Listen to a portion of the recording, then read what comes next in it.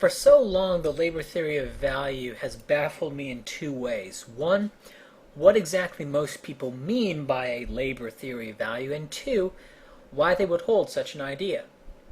Now, the subjective theory of value works just fine. It's not broken.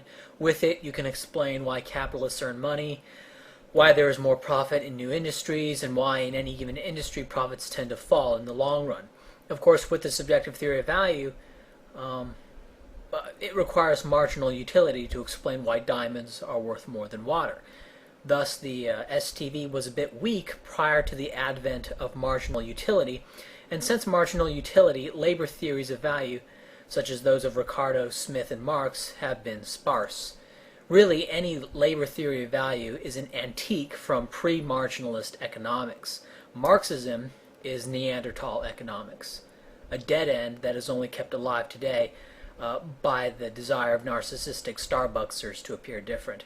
I think the best way to explain Marx's LTV is to present the mud pie argument and the Marxist response. So, someone comes up to, what they think, makes an argument against what they think the LTV argument is. They say, well, if labor is what determines the value of a commodity, then why don't mud pies, which take all day to bake, sell for as much as apple pies? And the Marxist will respond by saying, it's not just any labor that determines the value of a commodity, but the socially necessary labor time. That is, the apple pie had more socially necessary labor time put into it than the mud pie. The labor time spent making the mud pie was not socially necessary. I found that Marx isn't really talking about a labor theory of value, but a labor point theory of value. When you use the term labor point instead of just labor, all this makes a lot more sense. The term socially necessary labor time is unnecessarily wordy. Marx is saying that the value of a commodity is determined by the number of labor points that went into it. But how do we determine how many labor points each act of laboring is worth? Let's say someone can do a dance, and this dance causes a laptop computer to poof into existence. And then there's someone who has to work all day and night to create a laptop computer. And let's assume that these laptops are identical, and let's ignore petty things like which one is closer to you or any of that stuff. And that's just, they produce something identical. According to a Marxist, the magic dance is worth as many labor points as the person who made the laptop in a non-magical way. So do you see the problem? There is no way to determine how many labor points any given set of actions are worth before the commodities or services produced are sold. It is only when the laptop is sold that we can figure how many labor points went into making it. Why do people value the apple pie? Marxists will say because more labor points went into it than the mud pie.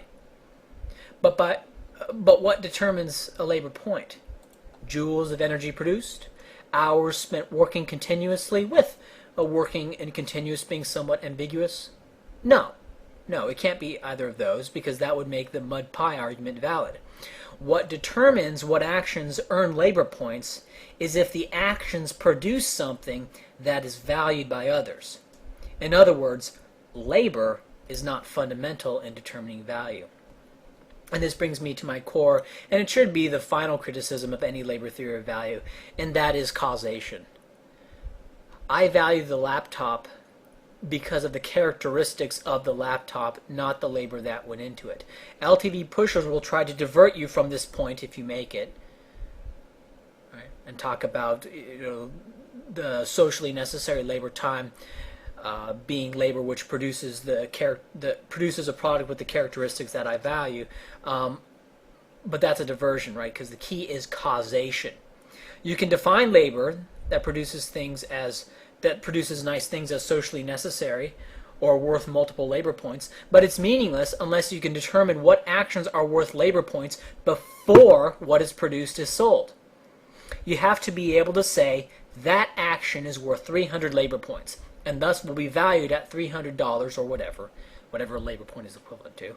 And you have to be able to say that before the product of that action is sold. If you cannot do that, then all you're doing is taking a sold commodity and working backwards and saying that the actions that produced this commodity were worth so many labor points. And of course, this is what Marxists are doing.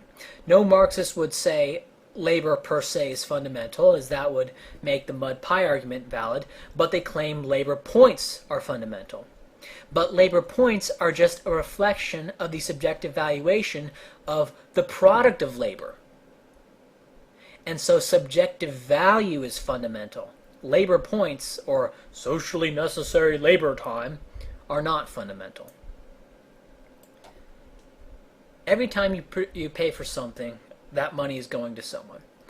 If you buy some wood and then pay someone to build something for you, you are not paying money to the earth. You're not going up to say, hey, Mr. Wood, here's some money. Now I can have you. No, you're paying some woodsman who cut down a tree indirectly. And so you're paying people for the product. You're not paying the product itself. The capitalist is just another person who is merely a planner and manager of any given production process. As industries become more settled, profits tend to fall. In a new industry, or an industry that suddenly becomes more in demand because other industries are booming, there is more need for planning, and thus capitalists earn more.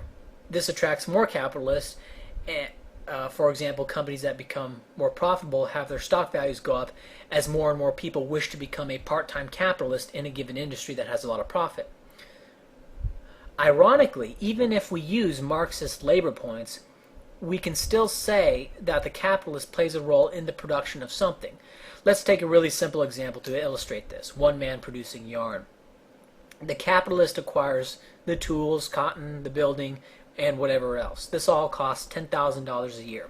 The employee produces yarn, which sells for $30,000 a year, and the capitalist pays the employee $10,000 a year.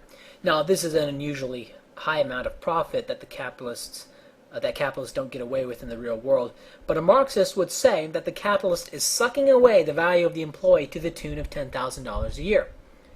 But how do we know? The capitalist is doing a few things. One, he's forwarding the wages to the employee. The employee gets paid before the yarn is sold. This is the time value of money. $1 today is worth more than $1 in a year. Two, he takes the risk of the operation failing, as he will pay for a loss. And three, he manages the supply and sale of yarn, which is the medium in which the employee can be productive. The employee just has to show up and produce. Everything else is taken care of by the capitalist. There is no way to know beforehand how valuable these services the capitalist provides are. Maybe they're extremely valuable. Maybe they're virtually worthless and anyone can do them. We don't know a priori. Just as we don't know a priori the value of any product or service. The capitalist bids for employees, offering to forward wages, shoulder risk, and provide a working medium. And there is no objectively correct rate at which the capitalist will earn his wage, profit, just as there is no objectively correct price for an apple pie. The labor points of the labor of the capitalist is determined just as the labor points of the pie maker is, by what he can sell his wares or services for. Let's say you're buying an apple pie not from an isolated baker, but from a chain bakery. Some of what you pay goes to the baker, some goes to the supply chain, which is to say the various other laborers who produce the dough and electricity and stuff, and some goes to the owner of the store. The owner of the store, the capitalist, is just part of the production process, and the arrangement of capital is the product of his labor. Unless I'm misunderstanding Marx's labor theory of value, a capitalist can fit right into the system because the capitalist is instrumental in the transformation of raw materials into something valued by others.